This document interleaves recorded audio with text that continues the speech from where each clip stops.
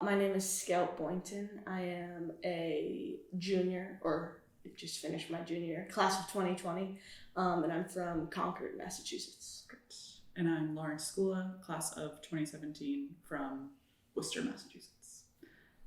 So Scout, you had a very interesting relationship with Amherst Uprising coming in during your recruiting trip.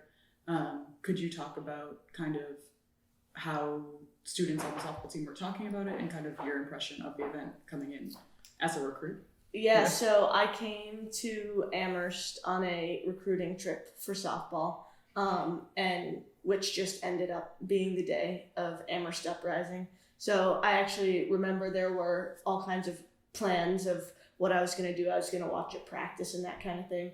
But as soon as Amherst Uprising kind of gained steam, that all kind of stopped, and I think I spent most of the day sitting in the library, I think with the majority of the team. Mm-hmm.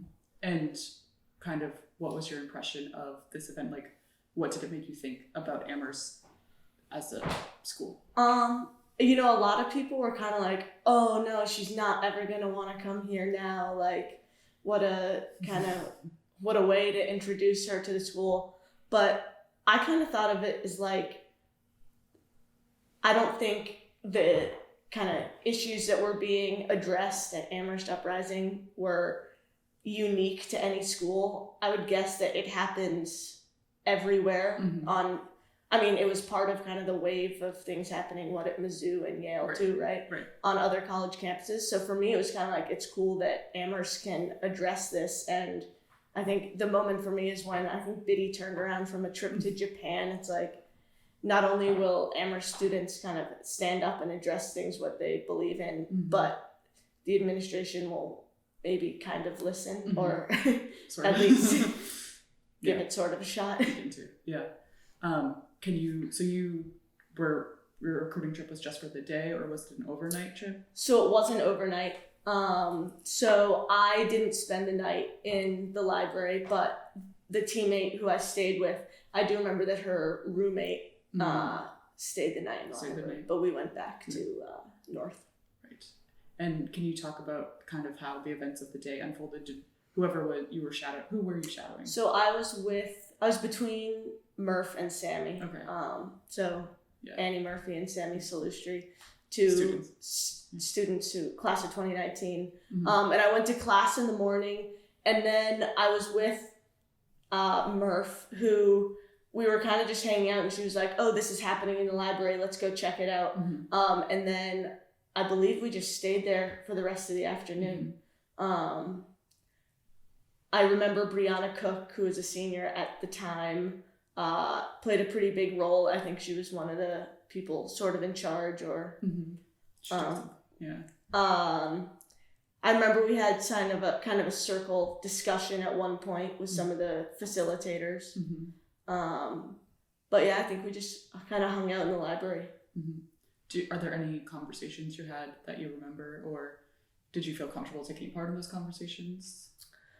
I don't think I felt really comfortable as a speaker, just because I'd never been to Amherst, so I had no sense of kind of the environment or whatever was being addressed. Right. But I did feel comfortable as a listener, and I think I learned a lot, and it was kind of a unique opportunity to be able to observe. Mm-hmm. And as someone who, because you're one of the only people in your class that was actually there, probably the only person in your class, how are people kind of talking about it in the student body, the Amherst Uprising? Like, do you hear it referenced in classes, in conversations? Kind of what is that memory for people that weren't there or for people that were there? So I remember, I did some stuff on it in my first year seminar with Professor Cobham-Sander and Ewald. We did a little bit of a project on it with the archival materials, which I think was their way of kind of trying to pass along the legacy to a group of students who I was just happened to have been there, but otherwise none of us had been there. Right. And then I do remember there being an anniversary event, I think 2 years ago. But to be honest, I think there's a general sense that people know that something happened, although I'm not sure, at least among some of the people I've talked to a little bit about it, not entirely clear what it kind was. of what it was about and what came of it. Right. But yeah. Have you kind of intervened in those conversations and shared your experience? Yes, to the point that I was there, and I think I told people it was kind of the general gist of it, but I'm not sure I feel comfortable, speaking for it because, well, A, I'm a white woman, but B, I wasn't a student on campus at the time. Right. Can you speak to kind of like activism more generally following, I mean, we've had a different political climate and things like that, but kind of activism at your time at Amherst, and if people are referencing Uprising as part of that activism, or if you've seen anything there? I mean, I've certainly seen activism. I'm not sure I've seen a lot of direct ties to the Uprising, but that could just be my experience. I think it's probably, it's kind of at a crossroads now where we're at graduation and the first years when it happened are leaving. So it would be cool to somehow, keep the conversation going without having anybody who, how do you pass along that message? Right.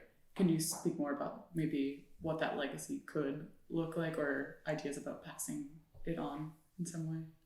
It's okay if you can.